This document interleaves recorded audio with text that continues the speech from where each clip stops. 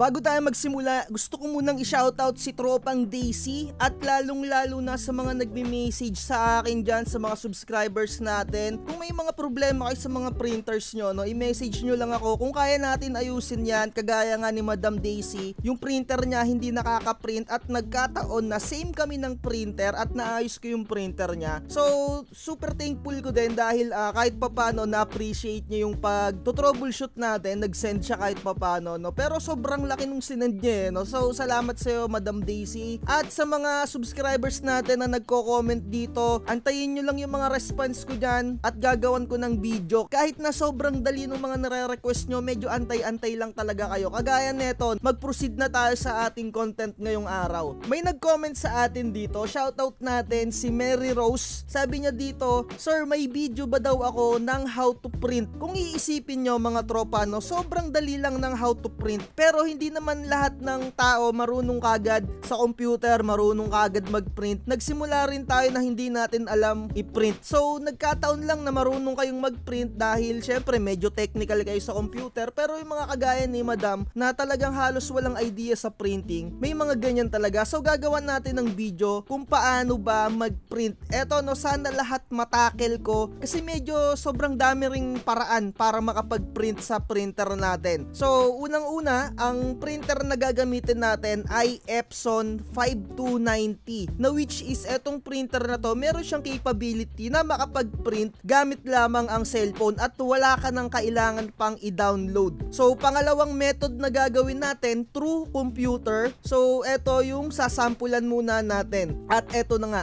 So, dito sa screen natin, makikita nyo, meron tayong mga documents na nakalagay dito. Meron tayong PDF file, meron tayong image, at meron tayong mga documents file na Word or yung mga Microsoft Word. So, kapag may mga customer tayo, no, syempre, isisend nila sa atin yung mga files nila. So, swerte nyo kung yung sinesend sa inyo ni customer ay mga naka-Microsoft at medyo malas nyo naman kung medyo naka-picture-picture lang at kayo pa yung mag-e-edit. Pero, syempre, tuturuan ko kayo kung paano nga mag-print. So, unang-una, kung computer ang gamit nyo, so dito muna tayo sa computer mga tropa. Syempre, i-download nyo yung sinend sa inyo ni customer, kung sa email ba sinend, kung sa Facebook, kung sa Bluetooth. Syempre, kung sa Bluetooth, i-transfer mo sa computer mo or sa laptop mo. So, once na na-transfer na yung file sa computer mo, i-double click mo lang siya mga tropa para ma-open yung file ni customer. So, antayin nyo lang at make sure na meron kayong Microsoft Word na naka-install dyan sa inyong mga PC.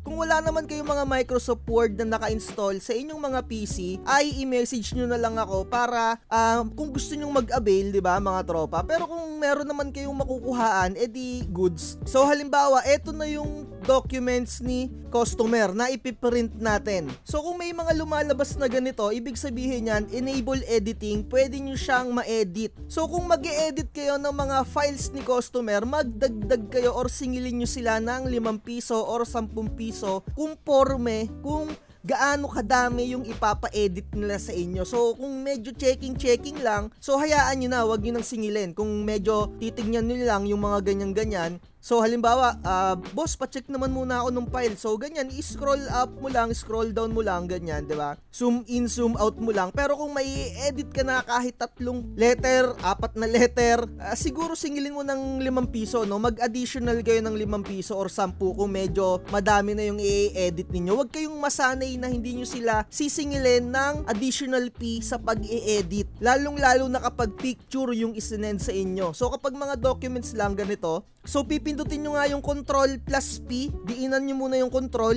tapos P, as in program, mga tropa, no? So, lalabas na itong settings na to. Printer. Dito, sa printer part, hahanapin mo yung printer kung anong merong naka-install sa inyo. So, kagaya nga ng sinabi ko, ang gagamitin natin na printer ay Epson 5290. So, kung hindi kayo marunong mag-install ng drivers, kasi mga tropa, kapag bago pa yung inyong mga printer, kailangan i-install i-install nyo yung drivers niyan. Ilalagay ko na lang sa description yung video kung paano mag-install ng drivers ng inyong mga printer. Conforme pa yan kung anong mga model, itatype nyo yan sa Google. So eto nga, gamit natin Epson 5290, iselect nyo lang dito. So kapag mga ganito lang yung ipiprint nyo, kapag mga text lang, wala na kayong babaguhin dyan. Pero kung may mga picture, i-check nyo kung may mga picture kagaya nyan, tatanungin nyo si customer kung colored or black and white yung kanilang ipiprint or yung ipapaprint. So kung colored yung ipapaprint nila, hindi nyo na babaguhin. So kinlik ko lang tong properties. Halimbawa, gusto nila ay black lang lahat ng mga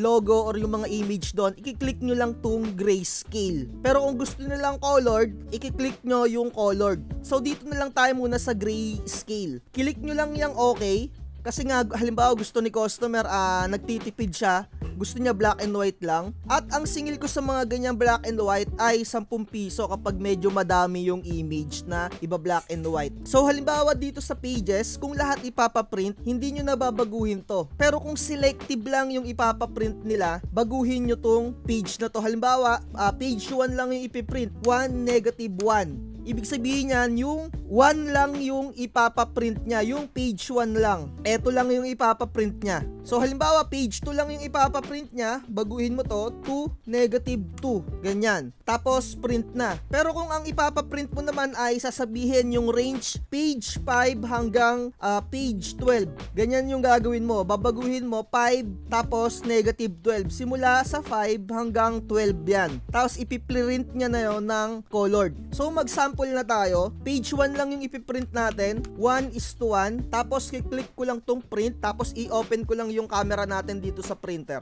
Click ko lang yung print and then mag-print na yan dun sa ating printer. Make sure na naka-open yung printer ninyo. Ayan, nakikita nyo. Gumagalaw na.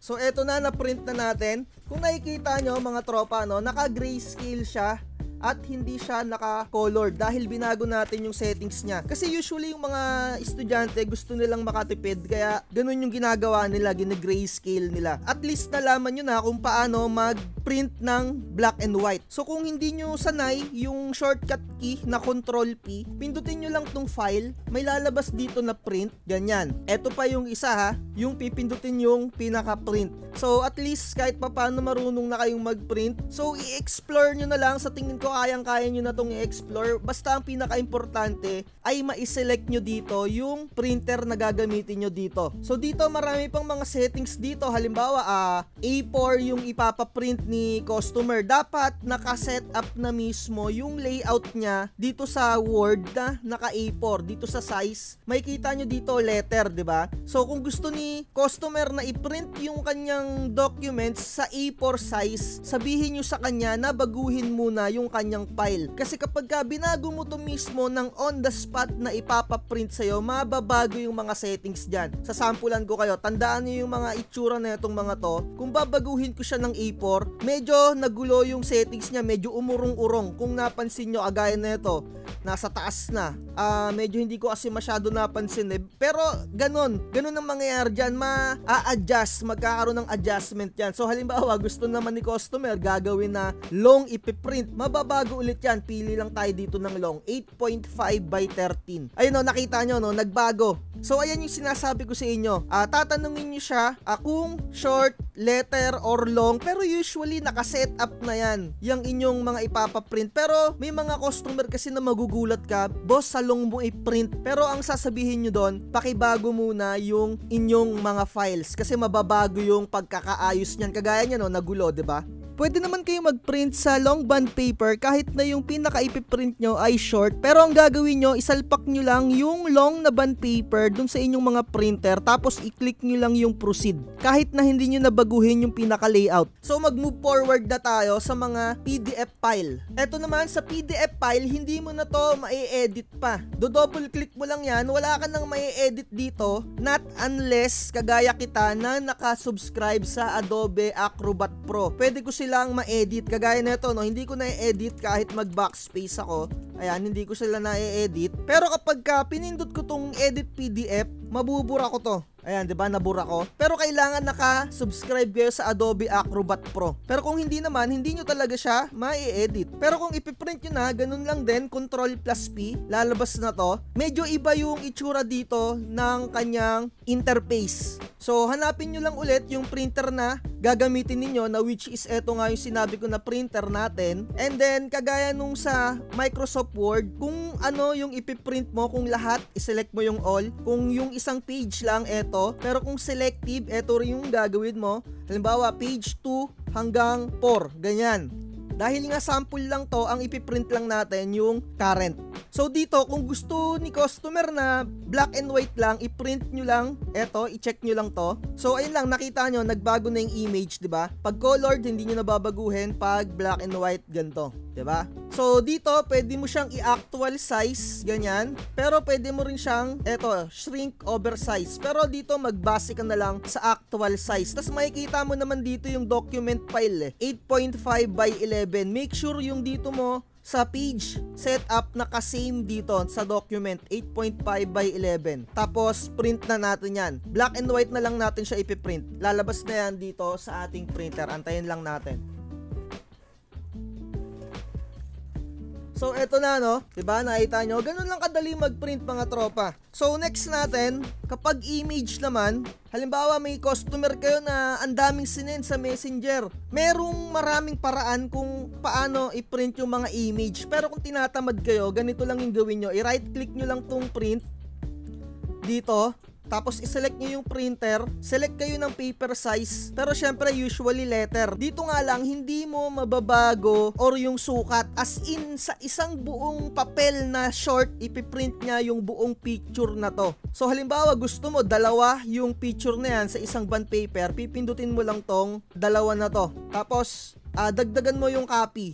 Ayan, 'di ba? Naging dalawa na. Dalawang image sa isang bond paper. So, ganun lang. So, halimbawa, magpiprint ka naman ng wallet size. Ang ginagawa ko, ganito lang. Kumukuha ako ng sham na photo. Nira-right click ko lang yan. Tapos, print. Tapos, dito, binabago ko lang siya sa A4 dahil yung photo paper ay A4 size. Tapos, select ko lang dito yung wallet size. So, makikita nyo, pare-parehas yung image ko kasi. Kaya, ganyan. So, syempre, kung iba-iba yung image nyo, iba-iba yung nakalagay dito na 9 pieces. So, ipiprint nyo lang yan. Wala na kayong babaguhin dito. Kung colored yung ipiprint nyo, iselect nyo lang yung colored. Tapos, syempre, kung naka-pigment ink kayo, aralin nyo yung color correction. So, may mga videos din ako kung paano mag-color correction. Medyo i-outside topic na lang natin yun kasi baka humaba. Eto, main focus natin kung paano mag-print. Inuulit ko, yung color correction, aralin nyo na lang yon kung gumagamit kayo ng pigment ink. At meron pang isang klase kung paano i-print etong mga image na to. Mag-open ka lang ng Word file,